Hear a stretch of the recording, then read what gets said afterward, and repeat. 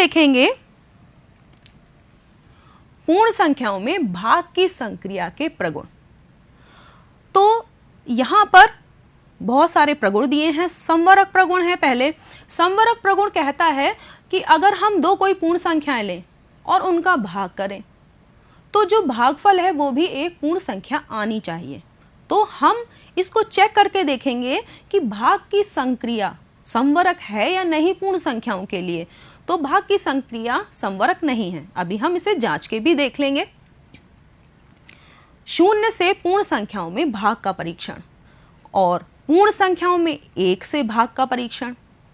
शून्य में किसी शून्येतर पूर्ण संख्या, शून्येतर का मतलब समझते हो, शून्येतर का मतलब जो जीरो ना हो, शून्य ना हो, ठीक है, उससे अगर हम भाग देंगे शून्य में तो उससे भाग का परीक्षण करेंगे पूर्ण संख्याओं के लिए कि रिजल्ट हमारा क्या आता है। और किसी शून्येतर पूर्ण संख्या में उसी शून्येतर पूर्ण संख्या से भाग का परीक्षण, यानी हम कोई भी पूर्ण संख्या लें और उसी पूर्ण संख्या से उसमें भाग दें, तब देखेंगे कि हमारा उत्तर क्या आता है। तो चलो बच्चों इसको हम करके देखते हैं। तो संवरक प्रगुण को भाग के लिए चेक करेंगे, इसको हटा देते हैं। अब हम कोई भी जो तुम्हारे मन में हो दो पूर्ण संख्याएं ले सकते हो। जैसे मैंने ये दो ले ली और इनके बीच में किसका निशान लगाओगे? भाग का। अब देख रहे हो कि 2 से 3 विभाजित नहीं है, ठीक है। तो 2 से 3 अगर विभाजित नहीं है तो हम इसको बस इस तरह से लिख सकते हैं कि ये देखिए 3 और बटे का निशान लगाओगे 3/2। इसको इस तरीके से तुम लिख सकते हो और देख रहे हो कि ये एक पूर्ण संख्या नहीं है।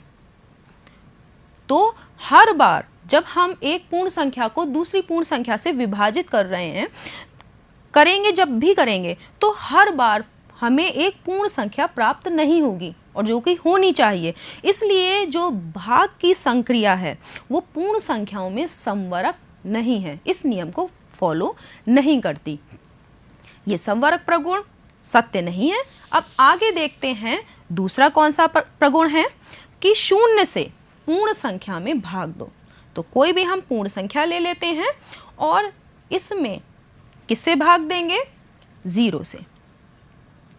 तो बच्चों अभी तुमने जब नंबर लाइन पर भाग की संक्रिया को देखा था तब हमने क्या किया था कि घटाने की संक्रिया से उसका परीक्षण किया था। तो इसको भी हम इसी तरीके से करेंगे और 5 में से 0 बराबर घटाते जाएंगे और देखेंगे कि क्या कभी रिजल्ट 0 आता है। कि जब हमने भाग की संक्रिया की थी तो हमने जैसे 12 को भाग दिया था 2 से, तो क्या आया था कि 12 को जब हमने 2 से भाग दिया था तो हम लगातार क्या कर रहे थे कि 2 घटाते जा रहे थे जब तक कि 0 ना आ जाए। तो इसमें भी हम क्या करेंगे कि 5 में से 0 सब्ट्रैक्ट करते जाएंगे जब तक कि 0 ना आ जाए। ऐसा करके देखते हैं क्या होता है। देखो 5 में से आप 0 सब्ट्रैक्ट करो, घटाओ, तो तुम्हारा रिजल्ट क्या आएगा? क्या आएगा? 5। उसके बाद अगर फिर से इसमें से 0 सब्ट्रैक्ट करो तो क्या आएगा रिजल्ट?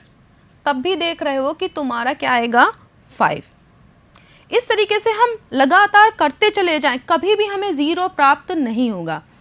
तो बच्चों तुम समझ गए होंगे कि 0 से किसी भी पूर्ण संख्या में भाग परिभाषित नहीं है।